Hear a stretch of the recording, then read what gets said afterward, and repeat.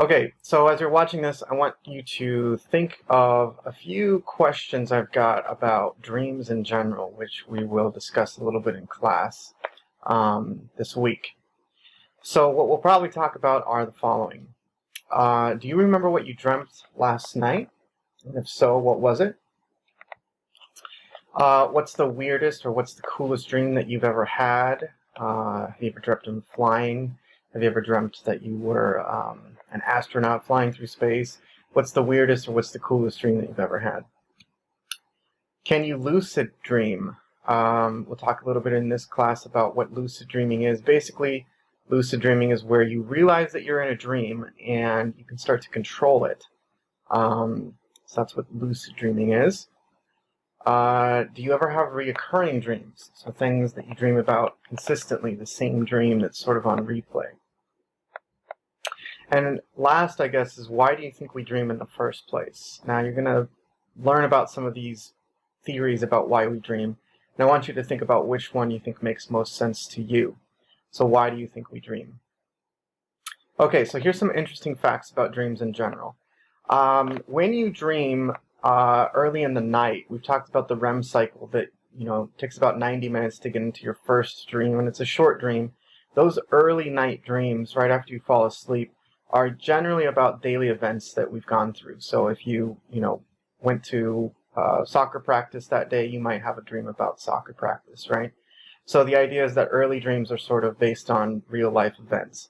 And then later, as we get into the later stages of sleep where dreams are longer, and right before we wake up, basically, the late night dreams are the longest, the most vivid, and usually the weirdest, the strangest dreams, where you have dreams of being chased by the monsters that you watched in the last episode of the anime cartoon that you were watching or something like that, right? So the late night dreams are usually the weirdest ones. 8 out of 10 of the dreams are negative in feeling. So out of 10 dreams that you have, normally about 80% of them aren't really positive dreams. They're not necessarily nightmares, but there's some sort of anxiety or embarrassment involved with them to some extent. 1 in 10 of men's dreams are usually sexual, and 1 in 20 of women's dreams are sexual in nature. So men and women dream about sex a little bit differently. The external stimuli that we have in the environment while we're sleeping can actually influence dreams. So, if, temperature, if the air conditioning turns off in the middle of your dream, you might start sweating, and that might actually come out in your dream. You might actually interpret being in a hot environment in your dream. Or car alarms. If there's a car alarm ringing outside of your window at night and you're still asleep, that alarm might make its way into your dream as a police siren that you're getting pulled over by, or an ambulance that you're being taken away in, or something. So sometimes the external stimuli can sort of sneak into our dreams. The most common dreams that we have are of, again, usually negative things. So falling is one of the most common dreams that people have. Being chased by some sort of bad man or bad person or an animal is a thing that's very common. Teeth falling out is actually quite common as well. Even if you're not in school, the idea of adults, having already graduated, the idea that they're going back to school or not ready for an exam, that's a very common dream that people have. Or even a partner cheating on them. So again, a lot of the most common dreams are really sort of negative in nature. Not nightmares, just not very pleasant. So again, let's talk about some of the different ways that we dream. Lucid dreaming is specific to when you realize that you're dreaming, but you're able to control them. So people who can get good at lucid dreaming basically recognize certain stimuli in their dream that indicates that they're dreaming. I used to work with a girl who said that she knew that she was dreaming when she would look at a clock, and instead of being very detailed and clear, it was all fuzzy and sort of like the water had taken over the numbers, and they were just sort of floating and dancing around. And so that was her indication, that was her cue that she was dreaming, and then she could sort of maintain the dream state and decide what she wanted to do, and she could get in a car and Ferrari and fly off into the sunset. She could just sort of control what she wanted to do to a certain extent. And so a lot of times they train people to recognize their dreams by recognizing certain stimulus that indicates they're in a dream. If you've ever seen the movie Inception, they've got the little spin tops that they use or something like that to sort of tell them that they're dreaming or not. And when they realize they're in a dream, then they can start to control it a little bit. Now, incubated dreaming is this idea that you can sort of, before you go to bed, you can consciously tell yourself what you're going to dream about. It's like you can motivate yourself to dream about certain things. It's like the conscious mind is suggesting to the unconscious mind that you're going to dream about such and such. And then you are more likely to do that when you are unconscious and asleep. So in a way, you can sort of convince yourself to dream about certain things, and that's called incubated dreaming. The other one that we talk about is recurring dreams, so it's the same dream that's often repeated. A lot of times people have these from either traumatic experiences, perhaps, but sometimes it's just a common dream that people have, and there's not really any rhyme or reason to it, just something that replays over and over while we're asleep. So why do we dream? The main theories about why we dream originally came from some of the earliest philosophers to think about why we dream and what's the purpose of it. Now, Freud was one of the first people to try and look at the idea of what the mind is doing. And it used to be the idea that gods were in control of our dreams, that the gods were sending us messages. But then Freud came along and started to think, well, maybe it's more about what's happening to the brain. And so his idea was that the dreams are sort of this idea of wish fulfillment, that dreams are a way of expressing your otherwise unacceptable feelings, sort of a psychic release. So the unconscious mind is being suppressed or repressed and not allowed to bubble up into the conscious mind and enact its undesirable feelings, essentially. So when you're asleep, it's almost like the chance for the unconscious mind to go wild and to have its chance to elicit the ideas that it isn't before. So his idea was to look at the idea of dreams and analyze them based on the content.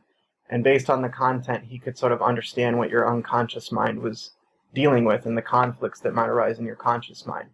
So he looked at the dream itself, and he categorized what it was about into the manifest content, which is basically just the storyline. It's the concrete action of what's happening in the dream, the things that you dreamt about. So then he would look beyond that, and sort of the underlying message behind the manifest content was the latent content. So latent content is the hidden meaning of the dream that shows your unconscious desires and wishes and fears. And according to Freud, they were usually very sexual in nature. Again, the idea was that it's almost like your dreams are the id, which is being suppressed essentially by the superego and the ego. This is the chance for the id to sort of come out and express all of its deep down desires and anger and frustration and sexual inhibition and stuff like that. So, for example, if you dreamt about a spaceship, a rocket firing off into space, right? That would be the manifest content. I dreamt about a rocket. But the latent content would be like, what does that rocket represent? And according to Freud, he thought any sort of long object like a cigar, a rocket, a tall building, to him was very phallic in nature. So essentially he was saying that this is your way of dreaming about sex and your desire for sex. Again, we don't necessarily believe Freud's dream analysis anymore, but the idea is that he was using these techniques, dream analysis, to try and understand that unconscious mind, to try and peer into the unconscious mind to see what it's thinking. So most psychoanalysis doesn't really look at dream analysis in this context of like, oh, you dreamt about a rocket, so therefore you're, sexually inhibited by your environment or something like that. But we do sometimes look at what your dreams are, especially if you're having recurring dreams or dreams about, traumatic experiences that might tell us something that your unconscious mind is dealing with. So some of the manifest content that does seem to have some weight in, what people might have experienced in their real lives and they're trying to deal with it in their dreams in an unconscious way, is that right after the traumatic events of 9/11, we saw that a lot of New Yorkers reported having increasing amount of dreams about September 11th terrorist attacks. So those traumatic experiences that they went through were in their dreams as well. And so that does play into the idea that the things that we deal with, the trauma that we deal with in our real life, does sneak into our dreams at night. And that might be an important reason for why we dream, is to actually deal with some of the things that happen to us in our day-to-day lives.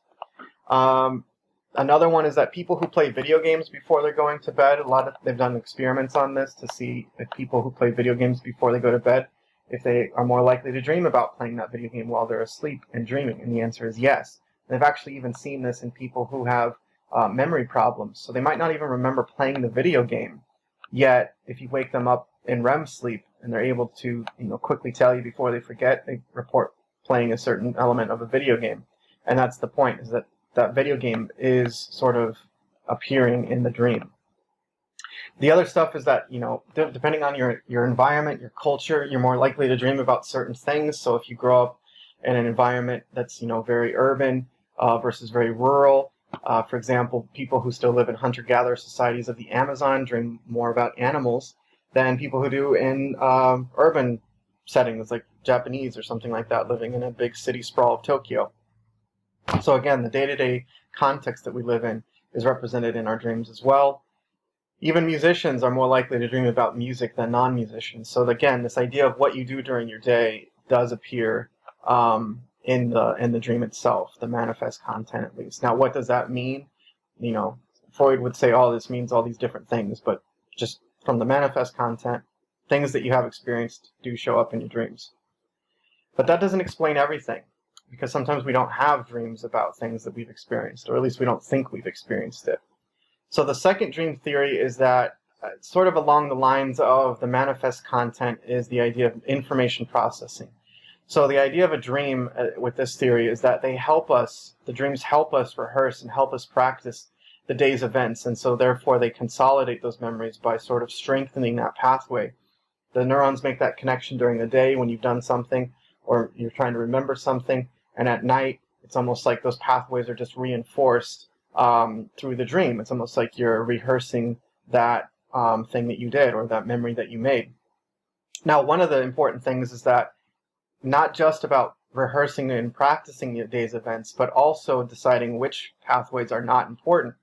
So if I made a pathway for a certain memory over here and a pathway over here, at night, my brain can sort of decide which pathway am I going to strengthen and which one is not important. And in that context, it's almost important as well for forgetting. So sometimes sleep is super important for not holding on to our memories as well, especially when they're memories that might not be so pleasant. And so sleep is important for forgetting just as much as it is for remembering. The third theory about dreams is that it just serves a physiological function, that the brain stimulation that goes along with REM sleep, the brain patterns that we see, seem to be there to help develop and preserve those neural pathways. So the idea of it just serving a health function, a biological, physiological function of just sustaining normal brain function, essentially. And especially the idea of development. So that's why we see that children, especially infants, are sleeping for so much of the day to sort of maintain and build those neuronal connections. And so the idea of most dreaming is just to maintain neural connections. Maybe not build them, but just maintain them. The fourth theory, which is widely supported by neurologists, is the idea of just activation synthesis. Activation synthesis basically says that your dreams are basically the brain just trying to make sense out of these random neural firings, that there is no rhyme or reason to why your dreams are what they're about. It's sort of just that, brainwave patterns of the neurons firing. It's basically just your cortex, the cerebral cortex, is getting messages from the limbic system, which is deep down inside. These limbic systems are very active while we're sleeping. And so if they turn on and they're creating these signals, these emotional signals as well, that's why maybe a lot of our dreams are negative in nature, that, the visual cortex and all these different places are active, and the cerebral cortex has to make sense out of it. So it's just getting these random firings, and it's like, well, how do I put a story to this? That's what basically the cerebral cortex is doing in the first place, is integrating information. So it's just trying to sort of grab at what's the storyline behind all these neural firings that's going on. That's why you might have these random dreams that just don't make any sense. Like, you dream that you're at a football game playing against Jesus and it's the fourth quarter and blah, blah, blah. It's like, why is that happening? Activation synthesis would be like, it's just random neural firing and your brain's trying to make sense of it. The fifth theory is that it serves not a necessarily cognitive function, but that our brain our dreams are dependent upon our brain's development. So it's not explaining why we dream, but it's explaining a little bit how we dream. So the cognitive theory of dreaming is that the content of your dream reflects the development that you have cognitively. So, for example, if you're a child under the age of 9, most of the time the dreams don't follow a storyline. They're most like slideshows that just like pictures are sort of popping up. There's not really sort of a beginning, middle, and end type of storyline to it. Again, our dreams don't really make sense as much as a normal reality story would, but the idea is that there is sort of this sort of progression through the dream. You might not be able to make that connection well when you describe it later, but there is some sort of a connection. And so older and older and older we get, we sort of have more of a cognitive development of how things flow through the dreams. And we can see that as we get older, our dreams become a little bit more like storylines. So that's it for the dream theories. You're going to watch a Netflix about dreams, and we're going to sort of review some of the ideas of sleep and dreams with that Netflix.